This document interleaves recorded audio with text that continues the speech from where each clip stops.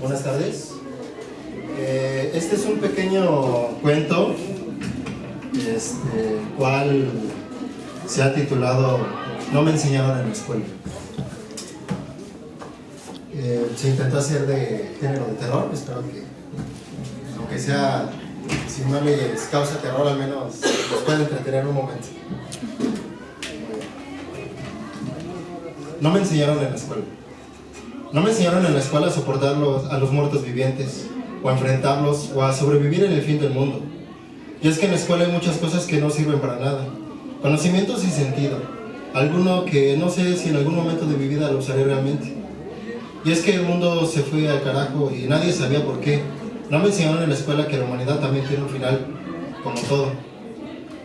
Mi mamá decía que en la escuela se tiene que aprender todo y en la casa se tiene que usar. Pero ella no me enseñaba mucho más que sobre emborracharse y hacer desmanes de vez en cuando. El mundo terminó hace tiempo, cuando una epidemia extraña se apoderó del mundo y nos dejó muertos vivientes por todos lados. Mi madre se enfermó y murió, revivió al poco tiempo. Debí rematarla, pero para no verla en ese estado lamentable, pero mi conciencia me lo quitó. A fin de cuentas, era quien me dio la vida, y dejé que reviviera y la dejé encerrada en nuestra casa, con su rabia y frustración al no poderme devorar. Hace pocos días, milagrosamente llegué a mi vieja escuela, a la que no iba desde hacía varios meses, con la cual, pero mal llamada, gripa de Nocarpa. Me invadió todo y suspendieron clases. Digo milagrosamente porque la ciudad estaba llena de no muertos, o muertos vivientes, o simplemente zombies, como se les pueda llamar. La verdad, se me hace una reverenda estupidez en este momento recordar películas en donde se veían a los muertos vivientes solo para satisfacer su instinto de hambre. Pero cuando los ves de frente, descubres que es algo diabólico, real, mucho peor que las películas. Vi mucha gente morir frente a mis ojos. Había gente tirada por todas las calles, a lo lado de las carreteras. Personas que de antaño eran mis conocidos, ahora eran simples animales salvajes, rabiosos, actuando en hordas, devorando todo lo humanamente vivo. Tuve muchos encuentros con muertos vivientes y traté de evitarlos, pero salí vivo sin ningún rasguño. Mi escuela, mi vieja secundaria, la Vicente Guerrero, fue el lugar en donde llegué tras algunos días de haber salido de mi casa, porque mi madre se había convertido en uno de ellos. No tenía nada de comer, salvo unas cuantas galletas. Entré a la escuela, ya que me imaginaba que, como en mi infancia, aún darían aquel desayuno escolar y estarían guardados en la vieja bodega de aquel don Jorge. Brinqué la barda y esquivando el alambre de púas, con el cual perdí muchas pelotas y ponchadas ya desinfladas caían al pasto. Esta escuela era muy grande. El patio era como de 3 canchas de fútbol, la mitad de pasto y la mitad de cemento. Había una sola hilera de salones y en la parte más lejana estaba la casa y la bodega de don Jorge. Los rugidos de varios no muertos que caminaban sin sentido alguno detrás de la barda se reproducían dentro de la escuela como un eco siniestro, capaz de helar la sangre y hacer temblar a cualquier sobreviviente. Hubo momentos en los que me sentí el único sobreviviente del mundo, cosa que no me parecía posible, porque no me suena ilógico que yo pueda ser el único sobreviviente de 7,000 millones. No puede ser que yo sea el único que no recibiera una mordida o un rasguño de esos seres. Pero a fin de cuentas, en este momento, estaba solo, en una escuela gigantesca, donde aprendí muchos conceptos que tal vez en mi vida volveré a utilizar. La puerta de acero oxidado de la bodega tenía candado y se veía difícil de abrirla, pero de una mochila militar que alcancé a quitarle un cadáver de un soldado, saqué un martillo, obviamente por algunas manchas de sangre, porque me había salvado la vida en varias ocasiones. Supongo que el ruido que hice atrajo la atención de algunos muertos de la calle, porque los rugidos empezaron a aumentar, pero por sobre el ruido de las gargantas muertas hubo algo que reconocí. Se están haciendo inteligentes, dijo una voz sobre mí. No soy un muerto, contesté levantando la mirada.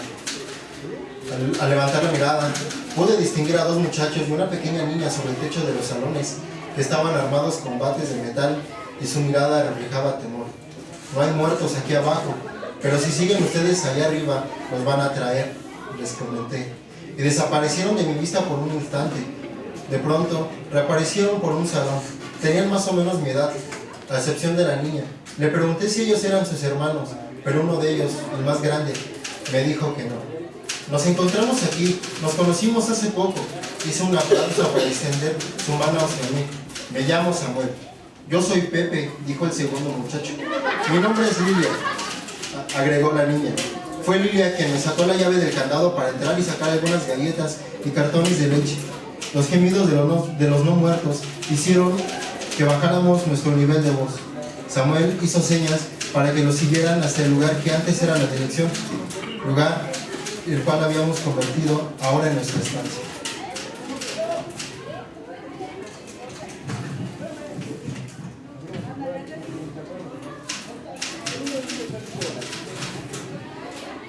La escuela nos proporcionaría un refugio. No queremos que los muertos logren pasar las barras. A lo mejor aguantamos hasta que llegue un poco la ayuda. Solté una risa sarcástica ante la opinión de Samuel. No creo que venga nada de la ayuda. El mundo se acabó y solo quedamos nosotros. No hay policía, ni ejército, ni hospitales, ni doctores, ni maestros. No hay nada. No te creo. Estamos en una escuela, en una ciudad. Aquí debe de haber algo más que muertos vivientes. El presidente, el gobierno, alguien debe de estar al pendiente de todo esto. En cuanto al mundo, no creo que les interese cómo es que está nuestro país o nuestra situación, y mucho menos si es que otros países están teniendo el mismo problema. No te creas de lo que dicen las noticias, la enfermedad está en todo el mundo. Antes de que todo se fuese a la luz, vi que los muertos estaban en todos los países. Nuestra especie fue condenada y estamos viviendo nuestra propia extinción. ¿Y qué vamos a hacer?, preguntó Lilia. Lo único que puedo decirles a mis compañeros sobrevivientes es la mejor opción es de salir de esta ciudad y buscar refugio en el bosque o en algún lugar poco habitado antes de que la epidemia del número de muertos era menor y combatible. Nosotros no sabemos pelear. Mis papás no me enseñaron a defenderme, decía Pepe. En ningún lugar nos van a enseñar a pelear con muertos vivientes. Es más, nos enseñaron en nuestras casas y en la calle y en todos lados que los muertos vivientes están o solamente son una parte de nuestra imaginación colectiva, pero todo es real y tenemos que aprenderlo para nosotros mismos. Tenemos que hacerlo, pelear por sobrevivir, a menos que quieras convertirte en una de esas cosas, o peor. Los alimentos que quedaban, como revisé unos minutos después de la bodega, nos alcanzarían para unos 3 días, o tal vez más. Así teníamos que salir pronto de esta situación. Mientras yo checaba todo, Samuel me mandó a llamar desde el techo. Subí por las protecciones de la ventana del salón. La vista de los alrededores era muy buena. Se podían ver las calles vecinas y por lo tanto sería bueno saber elaborar un plan de escape. Pero lo que mi compañero quería que viera era la calle que nacía en la entrada de la escuela. Una camioneta se acercaba torpemente, arrollando a algunos muertos vivientes con gran esfuerzo.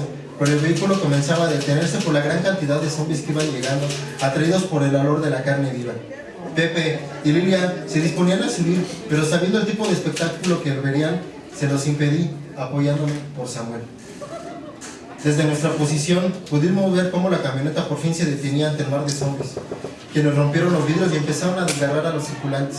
Una orgía de sangre y vísceras y sangre empezó a desarrollarse junto a la camioneta. Pedazos de carne empezaron a circular entre las manos de los muertos. La sangre fresca cubrió los rostros rabiosos y los gritos de dolor pronto cesaron al interior de la camioneta. Atrás del vehículo, alguien empezó a disparar y eso llamó mucho mi atención. Era una ametralladora. Lo que alguien disparaba continuamente sin lograr detener el avance de los enemigos. Por sobre todo apareció un autor de los disparos sosteniendo una ametralladora M4 disparando a lo loco. ¿Sabe que nadie le dijo que a los muertos son vencidos al destrozarles la cabeza? Por lo visto no, porque disparaba al pecho a los miembros de la horda y algunas veces atizaba la cabeza. Le grité que volteara, pero no me escuchó y por su espalda apareció un zombie que le movió el cuello, dejándolo de disparar y cayendo sobre el parabrisas. Otros lo tomaron de las piernas y brazos y lo llenaron de mordidas hasta que cada uno de sus miembros fueron separados del tronco para ser devorados, dejando un torso vivo al menos hasta que otro más le comió la cabeza quedando así una camioneta rodeada de muertos vivientes medio satisfechos y una camioneta ensangrentada, pero al parecer con armas en su interior. Samuel devolvió el desayuno ante el espectáculo. Le sobé la espalda un poco, pero sin tomarle importancia porque mi mente ya divagaba en cómo diablos llegaríamos a la camioneta y en tomar las armas para nuestro viaje. Tuve que dejar pasar todo ese día y toda esa noche para que los muertos vivientes empezaran a vagar por las calles, alejándose de la camioneta y dejándome un poco de espacio para ir hacia ella. Le comenté a mis compañeros que iba a necesitar su ayuda, atrayendo a los muertos vivientes por el otro lado de la calle para que al menos yo pudiera llegar a la camioneta.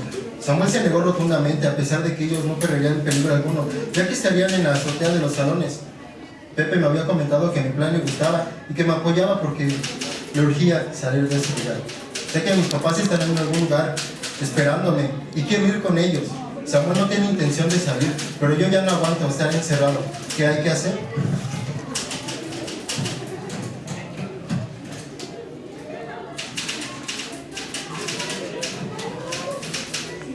Lilia estaba muy apegada a Samuel, pero eso hacía lo que él mandaba. Así que durante toda la mañana traté de hacerles conciencia a mis compañeros, pero no lo logré, por lo que todo lo que tenía que hacer solo con la ayuda de Pepe. Si haces que entren antes de que me maten, te mato a ti, te advertí a Samuel con una sonrisa borrista en el rostro. Y salí de la dirección con esa advertencia hacia él. Pepe se subió a la azotea y recorrió el lugar hasta la esquina más alejada. El sol de mediodía hacía que pasara desapercibido por los muertos vivientes. Empezó a gritar y a aventar piedras. Los muertos lo notaron y de inmediato se acercaron a donde estaba él, estirando sus pútridas manos. La calle donde estaba la camioneta empezaba a vaciarse. Los muertos se guiaban por los sonidos de Pepe. Luego de unos minutos, la calle quedó con un número menor de muertos. Brinqué por la barda y me encontré con 3 muertos en estados tétricos, secos como momias, arrastrándose porque las huesudas piernas se las habían roto o amputado, con dientes negros, piel podrida y sangre cojada dentro del cuerpo. Era imposible distinguir a un hombre o a una mujer. No eran peligrosos, pero era casi un acto de humanidad quitarles su existencia. Por ello no tenía la menor intención de perdonarle la vida a nadie. Me vieron tirados en el suelo y empezaron a arrastrarse hacia mí, su primer bocadillo en mucho tiempo posiblemente. Eran muy lentos, no representaban un peligro, pero igual no me dejarían morder. Con un martillo les destrocé el cráneo uno tras otro y al fin me quedé como única persona en la calle. De esta historia sumamente continuará.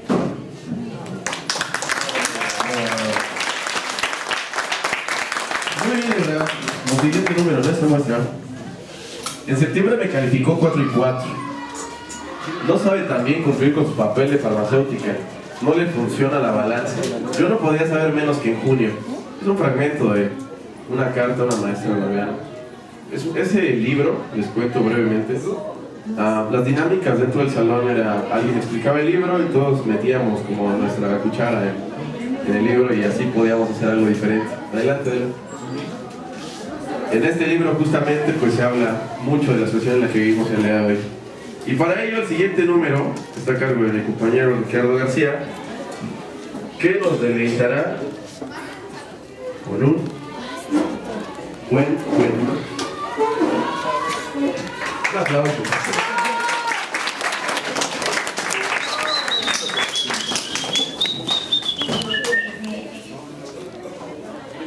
Buenos días, de malabarista me muero de hambre, pero esto es Meñique, de que ese es el libro de la Edad de Oro de José Martí.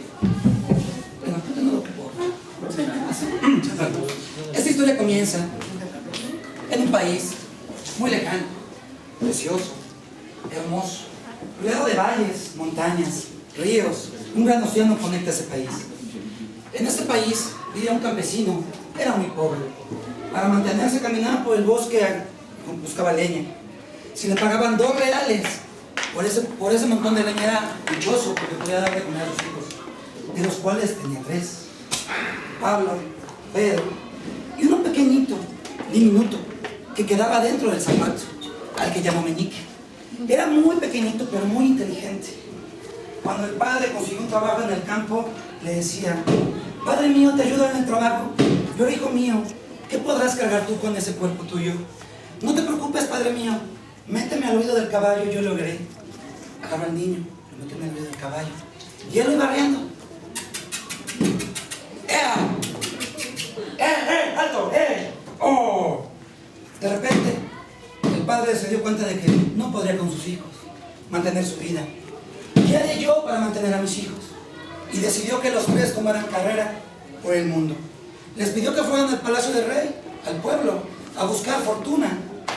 Para esto, en el castillo del rey, de repente nació una secuoya, un árbol gigante enorme, el cual que no permitía que la luz se viera en el castillo. De repente el rey dijo: cortad el árbol, leñadores. Llegaron leñadores con hachas, pero cada vez que tiraban una rama, echaban y salía una, de una salían dos, de dos, tres. No podían derribar aquel árbol. El rey desesperado dictó un edicto que aquel que pudiera tirar el árbol le daría la mitad de su reino. Después de esta calamidad, en el reino se acabó el agua. No podíamos extraer una gota desde los ríos, de los pozos que llenaban aquel pueblo de agua. Entonces el rey dijo otro edicto, que aquel que tirara el árbol y pudiera acabar un pozo del cual extraer agua, no le daría nada más la mitad de su reino, sino la mano de su hija amada. Llegaron hombres fornidos, débiles, altos. Llegaron grandes compañías a intentar hacerlo. Pues el rey se cansó. Nadie podía hacer un pozo, nadie podía cortar un árbol.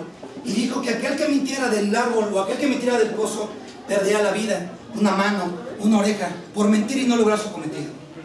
Mientras tanto, Pedro, Pablo y Meñique iniciaban su camino. 2, 3, 4 días. Y de repente en lontananza se escuchaba el sonido de árboles que caían, golpes que daban en la madera. Escuchaban. Y de repente caía el árbol. Meñique, muy intrigado, le pregunta a sus hermanos: hermano mío, ¿qué sucede en el bosque? ¿Por qué caen los árboles? ¿Qué golpea la madera? Los hermanos, muy, no sé, aburridos de la vida, le contestan que son leñadores, que en los bosques tiran los árboles para mantener las casas llenas de calor con la leña en invierno. Pero él no se queda con la respuesta. Camina hacia el bosque. Encuentra un hacha mágica preciosa, que está cortando los árboles. Corta, pero nadie la maneja. Meñique se acerca y le pregunta: oh, hacha mágica, ¿no estás aburrida de estar aquí talando todo el día? Y le contesta el hacha: es que te estaba esperando para acompañarte a la aventura. Abre su pequeña mochila, toma el hacha que mágicamente de ese tamaño, se hace pequeñita, la guarda. Regresa con sus hermanos y: Meñique, ¿qué encontraste? No, era un pájaro carpintero que estaba ahí picando y se quería mostrar. No pasa nada. Sigue caminando, pasan 2, 3 días más, rumbo al palacio del rey, y encuentran un sonido que taladra los oídos. Es muy fuerte, como si le pegaran al piso, como si perforaran. Pero, ¿qué era? Meñique, intrigado, vuelve a preguntar a sus hermanos: ¿qué pasa aquí? Es que en las montañas hay minas, en las minas hay mineros, y los mineros pican y rompen la piedra. Pero él no se queda con la duda. Esa inteligencia, esa curiosidad de un niño. Camina, sube a la montaña y encuentra un pico mágico, que excava todo el día sin parar. Y le pregunta: oh, pico mágico, ¿qué haces tú aquí solo? ¿No estás aburrido de estar aquí? Y él contesta: sí, estoy aburrido y nada más estaba esperando de ti para irme contigo a la aventura. Toma el pico, lo guarda en su maleta.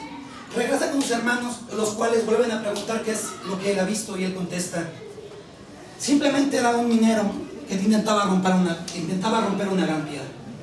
Siguen caminando, 2, 3 días más. Encuentran un río enorme, se pierde a la mirada. Puedes ver la curvatura de la tierra a lo lejos de tanta agua. Y él se pregunta: ¿por qué hay tanta agua? O sea, ¿de dónde viene tanta agua? Y los hermanos: no seas tonto, Meñique. Arriba de la montaña se congela el agua, se derrite y hace ríos. Pero no, él dice: no puede ser, quiero una explicación, quiero saber qué sucede. Camina, sigue el curso del río y al final encuentra una pequeña semilla. De esa semilla brota el agua que llena el río. Y le pregunta que si no está cansada de estar tan sola. Y le dice: sí, pero estaba esperándote para llevarte a la aventura. La toma, agarra un par de algas, le envuelve perfectamente para que no salga el agua, la guarda. Regresa con los hermanos y pues le dice que sí, que efectivamente el agua viene de las montañas. Pasaron 2 meses, cansados, sin qué comer, sin qué beber. Y llegan al castillo del rey emocionados porque pues, que pensaban que ahí la fortuna cambiaría. Pero sorpresa, encuentran que no hay luz por el árbol, que todos están mugrosos, harapientos, entonces apestosos de que no hay agua para bañarse. Escuchan la historia y escuchan los edictos para poder competir y dice Pedro, yo derribaré el árbol.